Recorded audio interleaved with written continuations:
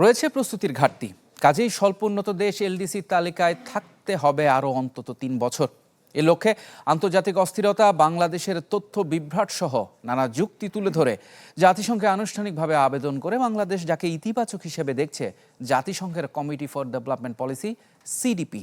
তবে কত বছরের জন্য মিলবে এই সময়কাল, আদৌ জাতিসংঘের সাধারণ অধিবেশনে তা অনুমোদন হবে কিনা তা নিয়ে রয়েছে অনিশ্চয়তা। তাই কূটনৈতিক ও সরকারের উচ্চ পর্যায় থেকে চলছে জাতিসংঘকে রাজি করাতে জোর তৎপরতা। সব হিসাব নিকাশ মেলানোর পর এলডিসি তালিকা থেকে বের হওয়ার সময় নির্ধারিত হয় চলতি বছরের নভেম্বরে। কিন্তু তালিকায় থাকতে আরও ৩ বছর সময় চেয়ে দাবি করেন ব্যবসায়ীরা। শুরু হয় সরকারি তৎপরতা,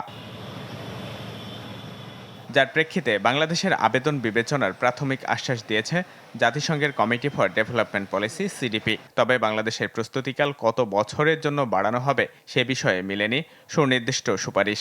সিডিপির সুপারিশ পর্যালোচনা করে মন্তব্য প্রতিবেদন দেবে জাতিসংঘের অর্থনৈতিক ও সামাজিক পরিষদ ইকোসক, আর চূড়ান্ত সিদ্ধান্ত আসবে জাতিসংঘের সাধারণ পরিষদ থেকে। আমাদের আরও অন্যান্য যেসব প্রাতিষ্ঠানিক যেসব সক্ষমতা বৃদ্ধির দরকার হবে, যাতে করে আমরা এটাকে স্মুথলি আমরা এটা পার করতে পারি এবং এলডিসি গ্র্যাজুয়েশনটাকে টেকসই করতে পারি, সেটার দিকে আমাদের আরও অনেক কিছুই করতে হবে। বাংলাদেশের আবেদন বাস্তবায়নের লক্ষ্যে চলছে জোর কূটনৈতিক তৎপরতা। যোগাযোগ করা হচ্ছে সরকারের উচ্চ পর্যায়ে থেকেও, যার অংশ হিসেবে যুক্তরাষ্ট্র সফর করছে বাণিজ্যমন্ত্রীর নেতৃত্বে ৮ সদস্যের প্রতিনিধি দল। নিউ ইয়র্কে ইউরোপীয় ইউনিয়ন এবং গ্রুপ অব 77 অ্যান্ড চায়না চেয়ারের সাথে বৈঠক করেন বাণিজ্যমন্ত্রী। বৈঠক অনুষ্ঠিত হয় ইকোসকের সভাপতি ও সহ সভাপতির সাথেও। এলডিসির উত্তরণে বাংলাদেশের দাবির প্রতি সমর্থন জানান তারা।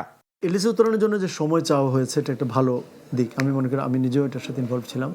আমরা যদি আরও 3 বছর সময় পাই, যত আমার মতে আমরা আজীবন যদি এলডিসি থাকতে পারতাম ভালো। আর তাছাড়া এলডিসির সুবিধাগুলো ছাড়া যাতে আমরা প্রতিযোগিতামূলক বাজার, এটা ইটস এ টাফ ওয়ার্ল্ড। আপনার পাশে ভিয়েতনাম, কম্বোডিয়া দেখছেন যে তারা তাদের সরকার সাহায্য করে।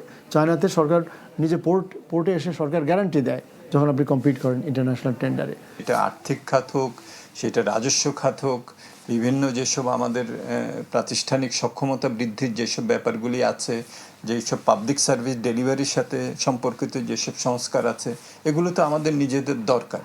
এখন এইটা বাস্তবায়ন করার একটা আগ্রহ থেকেই আলাপ আলোচনাটা হচ্ছে বলে আমার ধারণা।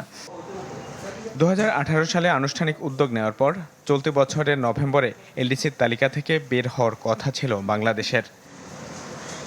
ইমদাদ হক, চ্যানেল 24, ঢাকা।